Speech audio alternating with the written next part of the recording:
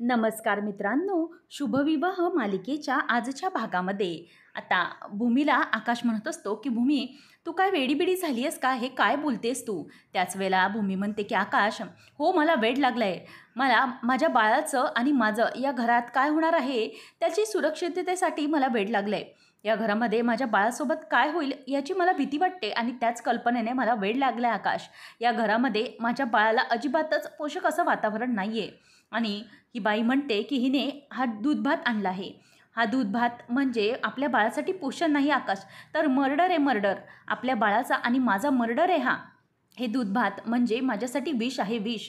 असं म्हटल्यावर आता आकाश म्हणतो की भूमी, असं काय बोलत आहेस तू? अगं हा दूध भात हा तुझ्यासाठी खायला आणला आहे. तू कालपासून काही खाल्ला नाहीस म्हणून आईने स्वतःच्या हाताने बनवून दिलाय आणि तू असं काय बोलतेस? तेव्हा ती म्हणते की हो, या बाईने मुद्दामच आणून दिलाय हा दूध भात आणि त्यामध्ये विष घातलंय. मला मुद्दाम मारण्यासाठी आणि आपल्या बाळाच्या जीवावर उठल्या त्या. तेव्हा आकाश म्हणतो की भूमी, तुला काय झालंय? तू बरी आहेस ना? अगं तू असं काय बोलतेस? त्याच वेळेला ती म्हणते की हो, ही बाई ना, ही बाईच हे सगळं करते. या बाईने या भातामध्ये विष कालवलंय विष. असं म्हटल्यावर आता सगळेजण भूमीकडे बघत असतात. आणि आता भूमीने सगळं काही आप सोडून गृहिणीला सगळ्यांसमोर आता खोटं सिद्ध केलेलं आहे. भूमी म्हणते की आकाश, ही बाईच आहे. ही बाई आहे जी आपल्या बाळाच्या आपल्या मुळावर उठली आहे. आणि केशव गुरुजींनी जे काही काल सांगितलं की आपल्या घरामध्ये बाळाला धोका आहे, माझ्या गर्भात धोका आहे, फक्त त्या बाईमुळे, या बाईमुळेच माझ्या गर्भाला धोका आहे. हे ऐकल्यावर सगळ्यांना आता इथे धक्का बसतो आणि आजीच्या तर पायाखालची जमीनच कोसळते. आणि भूमीने सरळ सरळ आरोप केले, यामुळे अभिजित आणि पौर्णिमा यांना देखील धक्का बसलेला असतो. त्याच वेळेला इथे आता आकाश म्हणतो की भूमी, अगं असं कसं म्हणतेस तू? आपल्यासाठी किती करते आई आणि तू असं का बोलतेस तिला? तेव्हा सगळेच जण भूमीकडे बघत असतात. भूमी असं का बोलते हे कोणाला काहीच कळत नाही. नंतर आता इथे हे सगळं घडत असताना सगळेजण उठून येतात आणि म्हणतात की काय झालं आहे नेमकं? त्याच वेळेला आता आकाश म्हणतो की भूमी, हे असे आरोप तू कसे लावू शकतेस? हे सगळं कसं शक्य आहे? तेव्हा मग ती म्हणते की हो आकाश, का शक्य नाही आहे? हे सगळं हीच करते. ही बाई हे सगळं घडून आणते. तुला माझ्यावर विश्वास नाही आहे का आकाश? मी जे काही बोलते त्याबद्दल तुला विश्वास ठेवावासाच वाटत नाही का कधी? त्याच वेळेला मग आता आकाश म्हणतो की भूमी, अगं मला हे कळत नाही आहे, तू आईच्या बाबतीत इतकं चुकीचा गैरसमज का करून घेतला आहेस? अगं ती सगळ्यांबद्दल कधी चुकीचा विचार करूच शकत नाही. ती प्रत्येकाचा चांगल्याचाच विचार करते आणि आपली आई आहे ती, या घरातल्या प्रत्येकाची आई आहे आणि ती चुकीचं कसं वागू शकते? तेव्हा मग भूमी म्हणते की आकाश, तुझ्या डोळ्यावर हिच्या चांगुलपणाची झाबडं बांधली गेली आहेत, म्हणूनच ती झाबडं तुझ्या डोळ्यावरून जोपर्यंत हटणार नाहीत तोपर्यंत तुला जे काही सत्य आहे ते समजणार नाही. तेव्हा आकाशला ती म्हणते की आकाश, हीच बाई आहे, हीच हे सगळं मुद्दाम घडवून आणणारी, हिनेच हे सगळं मुद्दाम घडवून आणलंय, मी तुला सांगते ना. याच्या मागे मास्टर माइंड हीच आहे. हे ऐकल्यावर आता आकाश म्हणतो की भूमी प्लीज असं काही बोलू नकोस. तर इथे अभिजितला देखील हे ऐकल्यावर धक्का बसलेला असतो.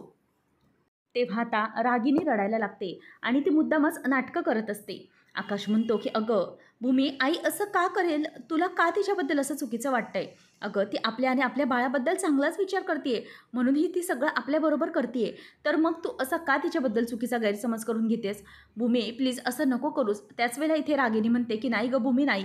बाळ प्लीज, आपल्यामध्ये जे काही मतभेद असतील ते मला मान्य आहे. तू माझ्याबद्दल चुकीचा राग करतेस, मला माहिती आहे. गेल्या काही दिवसांमध्ये आपल्यामध्ये मतभेद येतात, तेही मला कळतं आहे. परंतु प्लीज तू असा चुकीचा निर्णय घेऊ नको. मी तुझ्या बाळाच्या जीवावर उठेन असं कसं वाटलंच तू असं तुला? अगं माझा नातू आहे तू आणि मी स्वतःच माझ्या नातवाच्या जीवावर उठेन असं का करेन मी? भूमी प्लीज, मला माहिती आहे तुझा माझ्यावर राग आहे, परंतु तू अशा पद्धतीने काढू नकोस. प्लीज माझ्याबद्दल काही चुकीचा विचार करू नकोस.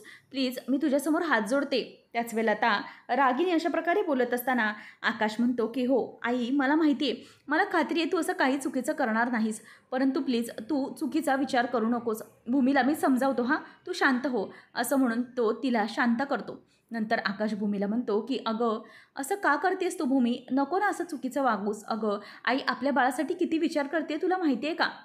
अगं काल तुला माहिती नाही आहे, काल तू जेव्हा तापाने फणफणली होतीस तेव्हा आई ओल्या वस्त्राने इथे देवासमोर देव पाण्यात ठेवून बसली होती आणि ते पाण्यात ठेवून ती तुझ्यासाठी पूजा करत होती. तुझ्या बाळासाठी, तुझं बाळ गर्भात व्यवस्थित राहावं, त्याची छान वाढ व्हावी यासाठी तिची प्रार्थना सुरू होती, तेही ओल्या वस्त्राने रात्रभर, आणि तू तिच्यावर असा आरोप लावतेस? तेव्हा भूमी म्हणते की आकाश हे सगळं खोटं आहे. ही सगळी या बाईची नाटकं असतात. हे सगळं जी काही बोलते ना, करते, हे सगळं अत्यंत खोटारडं आणि थोटांत असतं.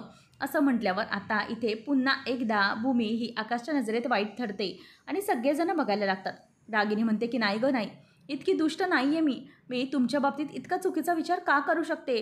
तेव्हा मग आता लगेच आकाश म्हणतो की भूमी, तुझं डोकं शांत आहे का? ठिकाणावर आहे का? तुझी झोप तरी झाली आहे का? तू असं हे सगळं बोलू कशी शकतेस? तेव्हा भूमी म्हणते की हो आकाश, माझी झोप झाली आहे, शांत झाली आहे आणि माझं डोकंही ठिकाणावर आहे. मी व्यवस्थित आहे अगदी. त्याच वेळेला आता भूमीला ती म्हणते की भूमी बाळा, तू शांत हो. प्लीज अशी चिडचिड करू नकोस. अगं तुझ्या बाळावर आणि तुझ्या तब्येतीवर परिणाम होईल. गरोदरबाईने अशी चिडचिड करू नये बाळा, त्याचा तुला दोघांनाही त्रास होईल. म्हणून प्लीज शांत हो. तुला काही होतंय का? हां, तू ठीक आहेस ना? असं म्हणून ती तिच्या चेहऱ्याला हात लावायला जाते. तेवढ्यातच आता ती चिडते आणि म्हणते की ओ तुमची नाटकं आधी बंद करा, दूर व्हा माझ्यापासून. असं म्हणून आता ती जोरात तिला बागेत ढकलून देते आणि रागिनीनं जोरात ढकलल्याबरोबर रागिनी तिथे बाजूला जाऊन बसते आणि तिला तिथे सोफ्याला लागतं. त्याच वेळेला ती जोरात मुद्दाम नाटकं करू लागते, आई गं आई गं. आणि त्याच वेळेला इथे आता सगळ्यांचा मात्र पारा खूपच चढतो, कारण भूमीने आता अक्षरशः रागिनीला ढकलून दिलेलं असतं. आकाश म्हणतो की भूमी काय करतेस काय तू? हे तुझं डोकं ठिकाणावर आहे का? तेव्हा ती म्हणते की नाही रे आकाश, हिला काहीच लागलं नाही आहे, ही मुद्दामच नाटक करत असणार. त्याच वेळेला इथे आता आकाश म्हणतो की थांब आई, जरा 1 मिनिट थांब. आई तुला कुठे लागलं तर नाही आहे ना? हात वगैरे ठीक आहे ना तुझा? तेव्हा ती म्हणते की आकाश, अरे इथे अडकले ना, इथे आपटले, त्याच्यामुळे माझा हात जरा मुरगळल्यासारखा झाला आहे. तेव्हा आकाश म्हणतो की जरा थांब अथर्व, जरा तिथला स्प्रे आण, मला आईच्या हातावर मारू दे, तिला बरं वाटेल. मग आता आकाशला अथर्व स्प्रे आणून देतो आणि आकाश हा रागिणीच्या हातावर तो स्प्रे मारून देतो आणि म्हणतो की आई थांब, हां तुला आता बरं वाटेल, काळजी करू नको, सगळं काही व्यवस्थित होईल. त्याच वेळेला इथे आता लगेच भूमी म्हणते की बघितलंस ना काय झालंय भूमी, तू असं काय करण्याची गरज होतीस? अगं तू आईला ढकलल्यामुळे तिच्या हाताला बघ किती इजा झाली.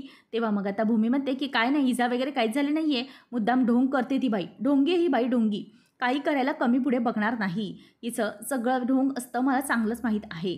असं म्हटल्यावर आता सगळेजण चिडतात. तुमच्या सगळ्यांचं अटेन्शन मिळवून घेण्यासाठी करते ही, बाकी काहीच नाही, हिचं तेच काम असतं. असं आता आकाशला ती बोलून दाखवते. आता इथे अभिजितचा पारा चढतो. अभिजित म्हणतो की अगं भूमी, तुझं काय चाललंय काय? अगं तू काय वागतेस, तुझं तुला कळतंय का? अगं तू आईला कशी ढकलू शकतेस? सगळेजण आईचा आदर करतात, कोणी डोळे वर करून हिंमत करत नाही आणि तू तू मात्र आईला. असं म्हणतो तिच्या अंगावर धावून जाणार, तेवढ्यातच आकाश त्याला धरतो आणि आकाश म्हणतो की शांत हो अभिजित, शांत हो. तेव्हा आकाश म्हणतो मी कसा शांत हो? ही कशी वागली आईशी बघितलंस ना? अरे आईला उलट तर बोली, त्याचप्रमाणे ढकलला देखील आहे आईला. तेव्हा मग आता अभिजित म्हणतो की नाही मी सोडणार नाही. तेव्हा आकाश म्हणतो की दूर हो अभिजित, दूर हो, मी बोलतोय ना भूमीशी, मी तिला समजावणार आहे. तेव्हा आकाशला तो म्हणतो की अरे कशी बोलते ही बघ, अरे हिला काही कळतं की नाही? आईशी आजपर्यंत चढा आवाज कोणी केला नाही आणि आईला सरळ ढकलते. तेव्हा आजी चिडते आणि म्हणते की गप्प बसा, गप्प बसा सगळ्यांनी, कोणीही काही बोलण्याची गरज नाही आहे. इथे मी आहे ना, मी बोलेन भूमीशी. अभिजित तुला तिच्याशी बोलण्याची काहीही गरज नाही. आता आजी ही भूमीजवळ येऊन म्हणते की भूमी, अगं काय चाललंय काय तुझं हे? अगं तू असं कसं वागतेस? तू नक्की आमचीच भूमी आहेस ना? हा प्रश्न आता मला पडायला लागलाय. अगं भूमी, तू एक उत्तम सून आहेस, उत्तम मुलगी आणि बहीण, सगळ्या जबाबदाऱ्या तू अगदी चोख पार पडतेस, अशी मी लोकांना तुझी उदाहरणं देते गं. आणि तू तू मात्र आज काय केलंस? तू कशी वागलीस अगं रागिनीशी? अगं ही सगळी वागण्याची पद्धत आहे का? तुझ्यावर उत्तम संस्कार झाले, तू खूप छान वागतेस, असंच सगळ्यांना मी उदाहरण देते तुझं. परंतु आज सगळ्या गोष्टी तू खोट्या ठरवल्या आहेस. आज तिच्याबरोबर तू चुकीचं वागून खूप खोटी वागली आहेस. आणि भूमी, ती माझी मुलगी आहे आणि या घरात राहते म्हणून तू तिच्याशी वाटेल तसं वागशील? अजिबात नाही. त्याच वेळेला इथे आता पौर्णिमा म्हणते की हे बघ भूमी, तुला गरज आहे का मदतीची? तुला काही होत आहे का? त्रास होत आहे का? किंवा तुला कसले भास होत आहेत का? तर तू डॉक्टरकडे जा, परंतु असं काही बोलू नकोस. मला असं वाटतंय की तुला सध्या तरी काहीतरी ट्रीटमेंटची गरज आहे. त्याच वेळेला आता इथे लगेच पौर्णिमाला ती म्हणते की नाही, काहीच गरज नाही मला ट्रीटमेंटची वगैरे, अजिबात काही बोलू नकोस. ट्रीटमेंटची गरज तर यांना आणि या सायकिक आहेत, मी नाही. त्याच वेळेला पौर्णिमा म्हणते की नाही आकाश भाऊजी नाही, मला खरंच असं वाटतंय की भूमिताई आजपर्यंत अशी कधीच वागली नाही. आज तिला नक्कीच काहीतरी झालं आहे, म्हणून तुम्ही तिला ट्रीटमेंट दाखवा. चांगल्या डॉक्टरला दाखवलं पाहिजे, त्याशिवाय ताईची ट्रीटमेंट योग्य होणार नाही. मग आता इथे मुद्दामच भूमी वेडी झाली असं पसरवण्याचा प्रयत्न पौर्णिमा करत असते. त्याच वेळेला आता मानसी म्हणते की नाही ताई ठीक आहे, तिला काहीही झालेलं नाही आहे. त्याच वेळेला रागिनी म्हणते की आकाश, अरे आकाश प्लीज बघ तिला, तिला कुठेतरी दाखव.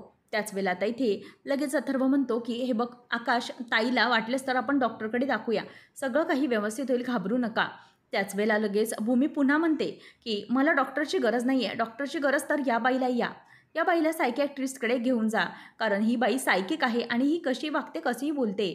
त्याच वेळेला इथे आता अथर्व म्हणतो की बस झालं भूमिताई, आम्ही तुझ्याबद्दल चांगलं बोलतो, तुझा आदर करतो, याचा अर्थ असा नाही की तू काहीही वागशील आणि आमच्या आईबरोबर कसंही बोलशील. त्याच वेळेला मानसीलाही या सगळ्याचा खूप त्रास झालेला असतो. ती मनातच विचार करते की हे सगळं ताई काय करते. अचानक तिने भावनेच्या भरात तर आईंवर आरोप घातला आहे सगळ्यांसमोर, परंतु आता तो ती सिद्ध कसा करणार आहे, कारण काही पुरावे असल्याशिवाय कोणीही या गोष्टीवर विश्वास ठेवणार नाही, अगदी कोणीही नाही. त्याच वेळेला इथे आता लगेच आकाश म्हणतो की भूमी, शांत हो, शांत हो. हे काय करतेस काय तू? खूप चुकीचं वागतेस तू. आणि आत्याला गरज आहे सायकॅट्रिस्टची असं तुला का वाटतंय? तेव्हा ती म्हणते की हो आकाश, आहे गरज. मला कळते ही बाई असं का वागते ना, हे मला चांगलंच समजतंय. त्याच वेळेला आता आकाशला ती म्हणते की सायकिक आहे, ही आपल्या बाळाला आपल्याला मारण्याचा प्रयत्न करत आहे. त्याच वेळेला इथे आता आकाशला भूमी म्हणते की आकाश, काय करतोस तू हे? आकाशने हात उचललेला असतो आणि इथे भूमीच्या गालाजवळ तो हात असतो आणि भूमीने हे पाहिल्यावर तिला खूपच धक्का बसतो. तर घरातल्या प्रत्येकाला देखील हा धक्का बसतो, कारण आकाशने भूमीच्या अंगावर हात उचलण्याचा प्रयत्न केलेला असतो. आता मानसी म्हणते की भाऊजी, हात सोडा तुम्ही, काय करताय काय हे? असं म्हणून ती त्याला ओरडते. त्याच वेळेला आता आकाशचा असा चढलेला आवाज आणि चढलेला हात पाहून भूमीला देखील खूप मोठा धक्का बसलेला असतो. आकाश अशा प्रकारे भूमीबरोबर वागतोय हे सगळं पाहून तिला खूपच धक्का बसतो. आकाशने भूमीवर पहिल्यांदाच हात चढवलेला असतो आणि म्हणून तेही पाहून भूमीला धक्का बसतो. आकाश आता स्वतःचा हात तसाच देतो आणि आवरून ठेवतो. नंतर आता आकाश हा स्वतःच्या हाताकडे बघायला लागतो आणि ते पाहून त्यालाही खूप मोठा धक्का बसतो. भूमीच्यावर हात कसा काय चढवला याचा त्यालाही आता त्रास होत असतो. त्यानंतर आपल्याला पाहायला मिळतं की रागिणीला हेच हवं असतं, म्हणून मनातल्या मनात तिच्या मनात लाडूच फुटत असतात आणि ती पौर्णिमा आणि आकाशकडे अभिजितकडे अगदी हसत हसत गालातल्या गालात बघत असते आणि पौर्णिमा पण तिच्याकडे हसत बघत असते. त्यानंतर आपल्याला पाहायला मिळतं की मानसी म्हणते की आकाश भाऊजी, हे काय करताय काय तुम्ही? हो, ताईवर तुम्ही हात कशाप्रकारे उगारताय? हो, ती तुमची काय आहे तर बायको आहे आणि तुम्ही तिच्याबरोबर असे वागताय आणि तिच्या पोटात एक बाळ आहे असं म्हणूनही तुम्ही तिच्यावर हात चढवताय, हे कसं समजेल तुम्हाला? त्याच वेळेला इथे आता रागिनी ही म्हणायला लागते की बस आकाश बस, असं नको करू. नंतर मग आता भूमी म्हणते की आकाश, तू माझ्यावर हात उचललास, माझ्या पोटात बाळ आहे हे ऐकूनही तू माझ्यावर हात उचललास. त्याच वेळेला आता अभिजित म्हणतो की भूमी, तूच हे करायला त्याला भाग पाडलेला आहेस. कशी वागतेस तू त्याच्याशी आणि त्याच्या आईशी? तू नको तसं बोलशील, त्याच्यावर नको नको ते घाणेरडे आरोप करशील, मग त्याने काही ऐकून घ्यायचं? तो शांत बसणार आहे का? त्याचा पारा तुटणारच आहे ना, असं आता इथे आजीही म्हणत असते. आणि नंतर मग आता रागिनी म्हणते की आकाश, चुकलायस तू, दादांत चुकलेला आहेस. अरे, तू भूमीबरोबर हात कसं काय उचलू शकतोस? अरे, ती बायको आहे तुझी आणि मेन म्हणजे ती गरोदर आहे, 2 जीवांची आहेस ती. एक वेळेस ती तिचा कंट्रोल सोडून वागतेय, तिला कळत नाहीये काय वागायचंय काय बोलायचंय. परंतु तुझं तर तसं नाहीये ना, तुला चांगलं समजतंय ना, तुझं बुद्धी ठिकाण्यावर आहे ना, मग तू असं का करतोयस? त्याच वेळेला आता आकाश म्हणतो की आई, सॉरी, मला माफ कर. त्याच वेळेला मग आता ती म्हणते की माफी माझी नाही, माफी भूमीची मागायची आहेस, तेव्हाच आपल्याला सगळं काही व्यवस्थित करता येईल. त्यावर आता आकाश म्हणतो की ठीक आहे, मी हिची माफी मागायला तयार आहे, परंतु भूमीनेही आईची माफी मागावी, त्यानंतरच मग मी भूमीची माफी मागेन. तेव्हा भूमी म्हणते की नाही, माफी मागण्याचा मी प्रश्नच येत नाही, मी या बाईची माफी मागणार नाही. आकाश म्हणतो की भूमी, असं का वागतेस तू? अगं असं का करतेस? आईने असं काय केलं, तुझं काय बिघडवलंय जे तुझ्याबरोबर अशी शत्रुत्वाप्रमाणे वागतेस आणि तू काही नशा करून वगैरे वागतेस का? अशी चुकीची वागतेस ती. तेव्हा भूमी म्हणते की नाही, असं मी काहीही करत नाही आणि नशा वगैरे तर मी अजिबातच केलेली नाही. मी पूर्ण माझा मेंदू आणि बुद्धी सगळं काही ठिकाणावर ठेवून बोलत आहे. मी खरंच सांगते, इतकं सगळं व्यवस्थित असताना तू का ऐकत नाहीस माझा आकाश? मला हेच कळत नाही आहे. त्याच वेळेला आकाश म्हणतो की भूमी, तेव्हा भूमी म्हणते की आकाश प्लीज माझं समजून घे, मला जे काही म्हणायचं आहे ते, आणि त्यानंतर तू काही हवा तो योग्य निर्णय घेऊ शकतोस. तर इथे आकाशला भूमीच्या या निर्णयामुळे खूपच धक्का बसलेला असतो. आणि नंतर भूमी म्हणते की आकाश, हे काय चाललं आहे तुझं? तेव्हा आकाश म्हणतो की नाही भूमी, नाही, बस झालं, इतकं आता मला सहन होणाऱ्यातलं नाही आहे. तेव्हा मग आता आकाशला ती म्हणते की तुला हे कसं कळत नाही? तू शांतपणे या गोष्टींचा विचार कर, तेव्हा तुला कळतील या बाईची कारस्थानं. त्या दिवशी मला गुरुजींनी सांगितलं की माझ्या जीवाला धोका आहे, तेव्हापासूनच यांनी हे सगळं करायला सुरुवात केली. मी तर सांगते की त्या दिवशीच हे गोष्ट घडली. आपण नेमके बाहेर जाताना ती घड्याची काच फुटली. ती काच अचानक कशी काय फुटली? इतके वर्ष ती काच फुटली नाही. मला वाटते की ती ह्यांनीच फोडली असणार, जेणेकरून माझ्या मनामध्ये बाळाविषयी भीती निर्माण व्हावी.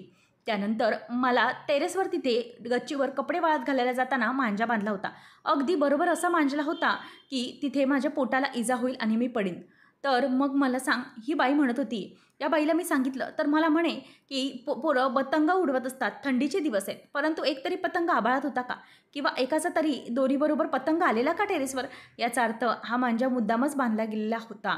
सगळं स्टेप बाय स्टेप प्लॅनिंग असतं या बाईचं, आणि ही त्याच्यामुळेच मला त्रास देण्याचा प्रयत्न करत होती. आकाश हे सगळं इतकं करत होती आणि तरीही तुझा असा विश्वास बसत नाही आहे की ही सगळं करते. तेव्हा मग आता रागिनी म्हणते की नाही गं भूमी, नाही, असं काय बोलतेस तू? तेव्हा ती म्हणते की तुम्ही गप्प बसाओ, बोलू द्या मला, मी बोलते ना, तुम्ही काही मध्ये बोलू नका. भूमी म्हणते की आकाश, त्या खोटं बोलतायत, त्या तुला फसवण्याचा प्रयत्न करतायत, त्यांना आपलं बाळ नको आहे म्हणूनच ते हे सगळं करतायत. तुला त्यांच्या मागच्या कुरघोडी दिसत नाही आहेत, त्या तुझ्याशी कसं वागतात, काय करतात हे तुला अजिबातच कळत नाही. तर इथे मानसीला वाईट वाटत असतं. मानसी मनातच म्हणते की ताई, अगं काय करायचं आहे, तू असं का करते? खरं तर आता आपल्याकडे काहीही पुरावे नाही ताईंच्या विरोधात, मग तू आज हे बोलायला नको हवं होतं. त्याच वेळेला इथे आता भूमी म्हणते की हे बघा आई, काही झालं तरी एक गोष्ट लक्षात ठेवा, तुम्ही जे काय करताय ना ते मला चांगलंच माहीत आहे आणि तुमचे सगळे छुपे हे तुम्ही समजून आहे. त्याच्यामुळे माझ्यापुढे नाटकं दाखवू नका. तुम्हाला जे काही करायचं आहे ना ते तुम्ही करा. परंतु आता मला एक कळलं आहे की तुम्ही माझ्याशी खूप खोटं बोलताय आणि तरीही आकाशचा विश्वास नाही आहे आणि तुम्ही माझ्या बाळाच्या जीवावर उठलेले आहात. तुमच्यासारखी अमानुष आणि क्रूर बाई मी कुठेही पाहिली नाही. राक्षसी वृत्तीचे आहात तुम्ही. आकाश चिडतो आणि म्हणतो की बस बस भूमी, आता एकही आवाज चढवायचा नाही, शांत राहायचं. रागिनी म्हणते की आकाश, अरे हे काय चाललं आहे, हे कोणते दिवस बघायला लागतात मला? मी खरंच सांगते भूमी, खरंच मी काही केलेलं नाही आहे. अगं तुझ्या पोटातल्या बाळाला का मी मारेन? अगं तुला वाटतंय तशी अमानुष आणि क्रूर नाही आहे गं मी. खरंच सांगते मी सगळ्यांबद्दल चांगलाच विचार करत आहे आणि तुझ्या बाळाचंही चांगलंच व्हावं असंच मला वाटतंय. म्हणूनच तर मी देवाला गेले होते, परंतु नाही, सगळं काही मी व्यवस्थित सांभाळलं. या घराचा डोलारा, शिवाय दादाला म्हणजेच तुझ्या काकाला, राजा काकाला खूप चांगलं सांभाळलं आहे मी. त्या बदल्यात माझ्यावर हे आरोप होत आहेत, मला सहन होत नाही आहे बाळा. प्लीज असं करू नका. भूमी, माझ्यावर नको चिडूस तू. इतका गैरसमज माझ्यावर नको दाखवू, त्याचा प्लीज मला त्रास होत आहे. नको, मला ही कल्पना सहन करत नाही आहे की माझी मुलंही माझ्या जीवावर उठली आहेत. प्लीज भूमी बाळा, प्लीज मला माफ कर. अगं ह्या सगळ्याला केवळ मी एक राखणदार आहे, राखणदार. मी आकाशशी बोलूनच सगळे निर्णय घेत असते आणि कंपनीची कन्सल्ट त्याच्याशीच करते. शिवाय घरातला एक पैसा मी आईला विचारल्याशिवाय घेत नाही. आणि मला तू असं ठरवतेस की मी या घराची शत्रू आहे. परमेश्वरा, अशी वेळ कोणावरही येऊ देऊ नकोस, असं म्हणून ती आता हात जोडत असते. पुढच्या भागामध्ये आपण पाहणार आहोत की आता भूमी ही घर सोडून निघून चाललेली असते. आजीला म्हणते की आजी, मला माफ करा. मला माहिती आहे की हे सगळं माझ्या चुकीमुळे घडलं आहे. खरं तर तुम्हाला माझा आता खूप राग येणार, परंतु क्षमा करा, तुम्ही माझ्यावर चिडले आहात. तेव्हा आकाशकडे ती येते आणि म्हणते की आकाश, जेव्हा मी लग्न करून आले तेव्हा मला आजीने एक प्रॉमिस मागितलं होतं, ते म्हणजे मी आकाशची काळजी घेईन. आताही मी आकाशची काळजीच घेत आहे, त्याला प्रोटेक्टच करत आहे मी. परंतु जरा वेळ वेगळी आहे आणि माझी वाट वेगळी असणार आहे, असं म्हणून आता इथे भूमी ही आकाशला तिथून बाय बोलून निघून जात असते. त्याच वेळेला आता इथे ती पुढे काहीही बोलत नाही. ती स्वतःची बॅग घेते आणि तिथून निघून जाते. आकाश मात्र तिला काहीच बोलत नाही, तो फक्त जाऊन तिथे असतो. आणि भूमी ही दरवाजातून पाऊल टाकून बाहेर निघून जाते आणि ते करत असताना भूमीची नजर मागे जाते, ती आकाशकडे बघायला लागते. असेच अपडेट्स जाणून घेण्यासाठी आताच आपल्या चॅनलला सबस्क्राईब नक्की करा.